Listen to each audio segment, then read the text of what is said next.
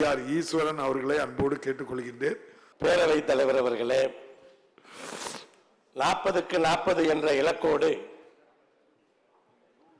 வெற்றி பெற்று சாதித்திருக்கிற மாண்புமிகு முதலமைச்சர் அவர்களுக்கு வாழ்த்துக்களை தெரிவித்துக் கொள்கின்றேன். 40க்கு 40 சாதித்ததற்கு அனைத்து சட்டமன்ற தொகுதிகளிலும் நேரிலே வந்து பிரச்சாரம் செய்து வெற்றி பெற காரணமாக இருந்தது திராவிட முன்னேற்ற கழகத்தினுடைய இளைஞரணி செயலாளர். மக்களிடத்திலே வாக்குகளாக மாறுவதற்கு காரணமாக இருந்தது சிறப்பு செயலாக்க திட்டத்துறை அமைச்சர். அப்ப இந்த இரண்டுமே ஒருவர் என்கிற காரணத்தினால் 40க்கு 40 பெறுவதற்கு மிகப்பெரிய கடுமையான உழைப்புகளை செய்த விளையாட்டுத்துறை அமைச்சர் அவர்களுக்கு பாராட்டுக்களை தெரிவித்துக் கொள்கிறேன்.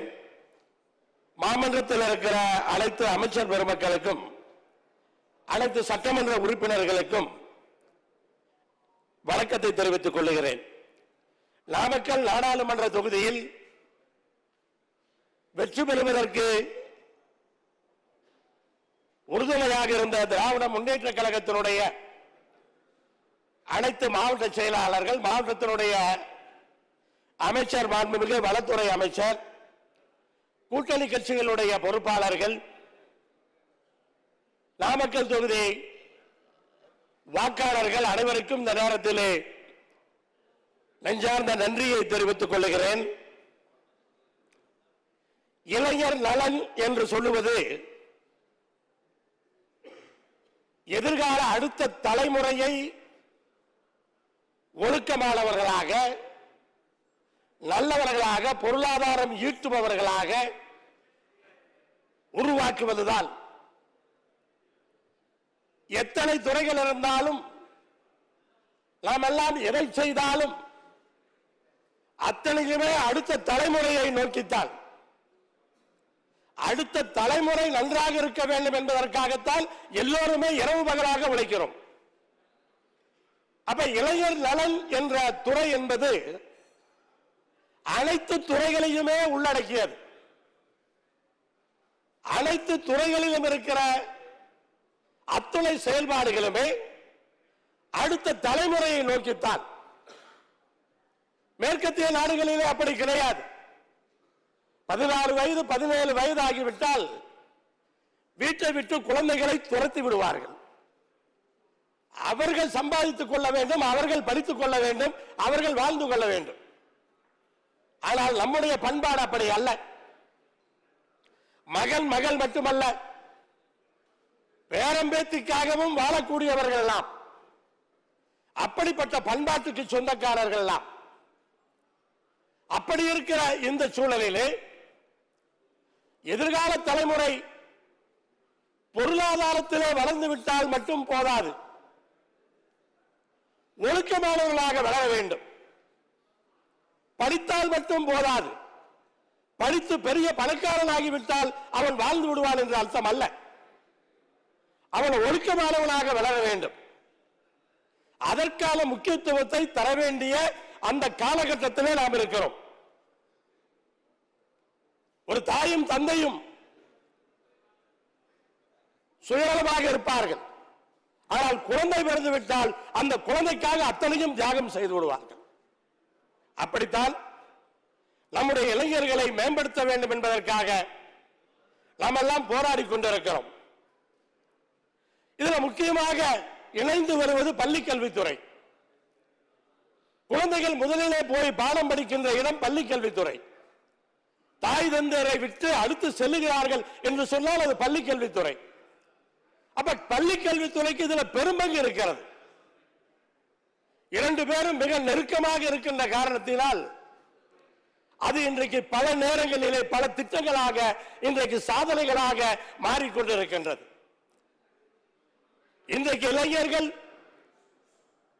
சோம்பேறிகளாகிவிடக் கூடாது. 197 நாடுகளிலே 20 ஆண்டுகளாக இன்றைக்கு ஆராய்ச்சிகளை செய்து கண்டுபிடித்திருக்கிறார்கள். 2022 இருந்த சோம்பேறிகள் 2022 45% மாறி இருக்கிறார்கள். உலகம் முழுவதும் இன்னைக்கு எடுத்தா ஒருவேளை 55% இருக்கும். என்ன காரணம்? யாருமே கடினமாக உழைப்பதற்கு தயாராக இல்லை. ஏசி ரூம்ல உட்கார்ந்து டெஸ்க்ல உட்கார்ந்து வேலை பார்க்கணும்னு நினைக்கிறாங்க. ஆனா கடைக்கு சாப்பிட போறானா அது கூட கிடையாது. ஸ்விக்கிலையும் ஜொமேட்டோலையும் ஆர்டர் பண்ணி வீட்டிலேயே வாங்கி சாப்பிடுறான். அப்படிப்பட்ட ஒரு சோம்பேறித்தனத்தை நாம் இன்றைக்கு வளர்த்துக் கொண்டிருக்கிறோம். இந்த சோம்பேறித்தனம் போக வேண்டும் என்று சொன்னால் காலையில முதல்ல நேரமே எந்திரிக்க வேண்டும். காலையில 6 மணிக்கு 5:30 மணிக்கு எழுந்தால் இந்த சோம்பேறித்தனம் ஒளிந்துவிடும். ஆனால் பெற்றோர்கள் குழந்தைகளை எழுப்பக்கூடாது. 10 மணி வரை தூங்குகிற குழந்தைகள் இருக்கிறார்கள். அப்ப சோம்பேறிகள் அதிகமாகாமல் என்ன செய்வார்கள்? இதுவெல்லாம் இளைஞர்களை வாழ்த்த வேண்டும் என்று சொன்னால் ஏதோ தெரியாத விஷயம் அல்ல. கைப்புண்ணுக்கு கண்ணாடி தேவையில்லை, எல்லோருக்குமே தெரியும். அதற்கு பிறகு பார்த்தீர்கள் என்று சொன்னால் இந்தியாவிலே 140 கோடி மக்களிலே 40 கோடி பேர் இளைஞர்கள். இந்திய ஜனத்தொகை 140 கோடி. ஐரோப்பாவில் இருக்க 44 நாடுகளிலே மொத்த ஜனத்தொகை 74 கோடி. இந்தியாவில் இருக்கிற மக்களுக்கு நாம் சேவை செய்தாலே 50 நாட்டு மக்களுக்கு சேவை செய்வது போல.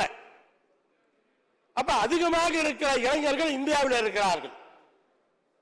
குறிப்பாக தமிழகத்திலே படித்தவர்களை எடுத்துக்கொண்டால் கூட கடந்த காலங்களிலே 42.2% இருந்தது.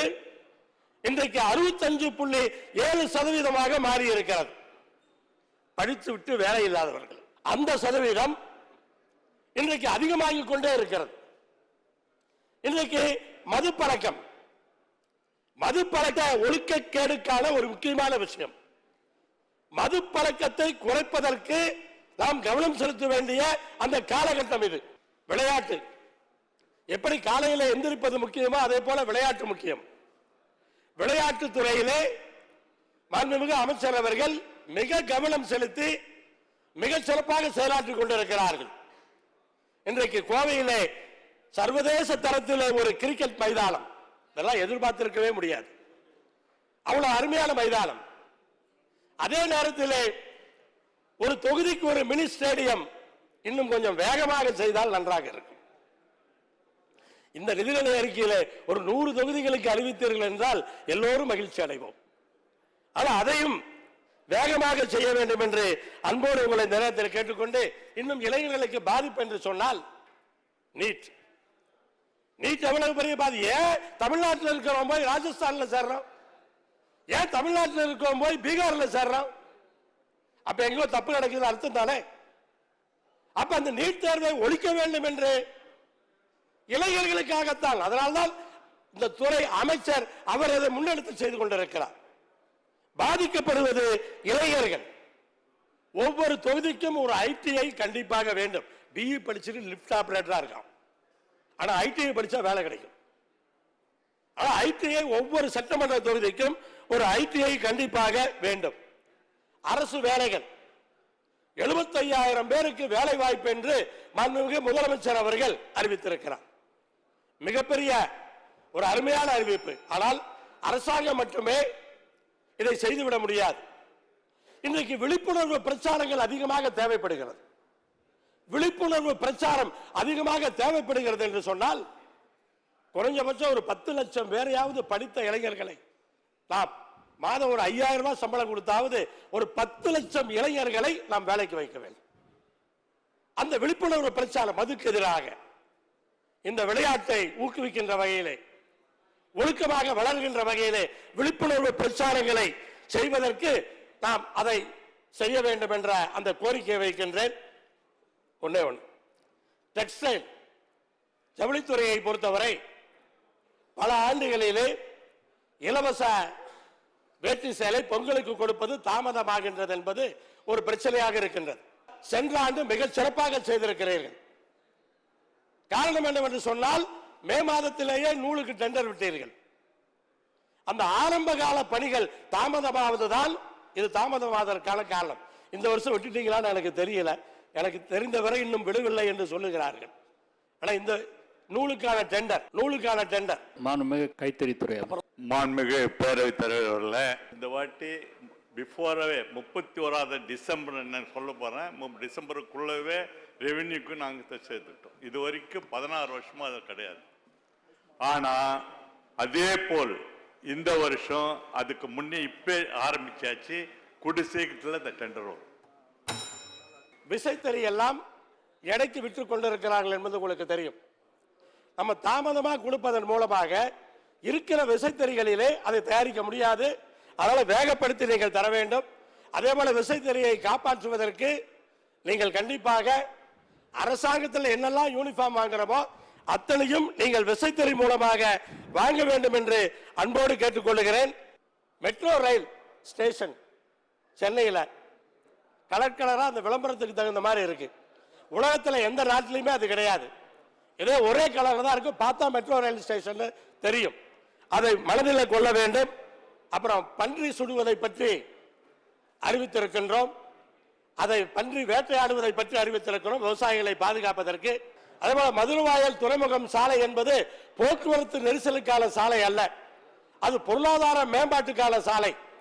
2 அடுக்காக வரும் என்று சொல்லி இருந்தோம். கோயிலை பொறுத்தளவுக்கு அந்த நிலத்தெல்லாம் ஏலம் விடுறாங்க. சில பேர் அதில் பயிர் வச்சிருக்காங்க. ஏலம் விட்டாலும் அந்த பயிரை எடுத்துக்கிறதுக்கு அனுமதிக்கணும். சேலம் நாமக்கல் பயன்பெறுகிற திருமணி முத்தாறு திட்டம் ஆய்வு செய்யப்படுவதற்கான அறிவிப்புகள் வந்தது. திட்ட தயாரிப்பு அதற்கான அறிவிப்புகள் வந்தது. ஆனால் வெகு விரைவில் அதை செயல்படுத்தி கொடுக்க வேண்டும் என்று அன்போடு இந்த நேரத்தில் கேட்டுக்கொண்டு, அகழ்வாராய்ச்சியிலே பல்வேறு விஷயங்களை அமைச்சர்கள் அறிவித்திருக்கிறார்கள். ஆனால் ஈரோடு மாவட்டம் கொடுமணல் நாங்கள் கேட்டுக்கொண்டே இருக்கிறோம். ஆனால் கொடுமணலிலே அகழ்வாராய்ச்சியை துவங்க வேண்டும் என்று இந்த நேரத்தில் கேட்டுக்கொண்டு பேரவை துணைத் தலைவருக்கும் அனைவருக்கும் நன்றி கூறி விடைபெறுகிறேன். நன்றி, வணக்கம். மாண்புமிகு பொதுப்பணித்துறை அமைச்சர். மாண்புமிகு பேரவைத் தலைவர்களே, மதுரவாயல் சாலை என்பது பில்லர் இருக்குதுன்னு நம்முடைய மாண்புமிகு உறுப்பினர் ஈஸ்வரன் அவர்கள் குறிப்பிட்டார்கள். ஏற்கனவே ஒரு முறைக்கு 2 முறை மாண்புமிகு ஒன்றிய அரசாங்கத்தினுடைய அமைச்சர் நிதின் கட்கரி அவர்களை சந்தித்து பல நேரங்களில் அதையெல்லாம் வலியுறுத்தின அடிப்படையில் தான் அது சுமார் 5700 கோடி ரூபாய்க்கு டெண்டர்லாம் கோரப்பட்டு இந்த பணிகள்லாம் ஒப்பந்தம்லாம் போடப்பட்டிருக்கிறது. இந்த நிலையில் தான் ஒன்றிய அரசாங்கம் ஒரு கடிதம் மாநில அரசாங்கத்துக்கு எழுதியது. இந்த ஜிஎஸ்டி வரியை நீங்கள் விலக்கிக் கொள்ள வேண்டும், அதே நேரத்தில் இந்த பாலம் மேம்பட்ட பாலத்தை சாலை அமைப்பதற்கு முழு ஒத்துழைப்பு மாநில அரசாங்கம் தர வேண்டும் என்று கேட்டுக்கொண்டதுக்கு இணங்க ஜிஎஸ்டி என்பது நாங்கள் தவிர்க்க முடியாது. ஏன்னா ஜிஎஸ்டி என்று வசூல் பண்ணதே ஒன்றிய அரசாங்கம் தான், அது நீங்கள் தான் முடிவு செய்ய வேண்டும். மாநில அரசாங்கத்தை பொறுத்தளவுக்கு என்னென்ன உதவிகள்லாம் செய்ய முடியும் அதெல்லாம் செய்கிறோம் என்று 2-3 கேட்டகரி கேட்டார்கள். அதெல்லாம் ஒப்பந்தம் போடுகிற அந்த அடிப்படையில் அதனுடைய நிதின் கட்கரிக்கு அடுத்த நிலையிலே இருக்கிற அமைச்சர் அவர்கள் சிங் அவர்கள் இதே கோட்டைக்கு வந்து முதலமைச்சர் அவர்கள் முன்னாலேயே ஒன்றிய அரசாங்கத்திற்கு மாநில அரசாங்கம் இந்த மேம்பட்ட பாலம் அமைப்பதற்கு என்னென்னலாம் நாங்கள் உதவி செய்ய முடியும் என்று ஒரு அக்ரிமெண்ட்டே போடப்பட்டு இப்போ அந்த பணிகள் நிலையில் இருக்கிறது. விரைவிலேயே மாநில அரசாங்க ஒத்துழைப்போடு இந்த ஒன்றிய அரசாங்கம் அந்த மேம்பட்ட பாலையை நிறைவு செய்யும். இந்த வீடியோ உங்களுக்கு பிடிச்சிருந்தா ப்ளீஸ் லைக் அண்ட் ஷேர் பண்ணுங்க. மறக்காம எங்க சேனலை சப்ஸ்கிரைபும் பண்ணுங்க.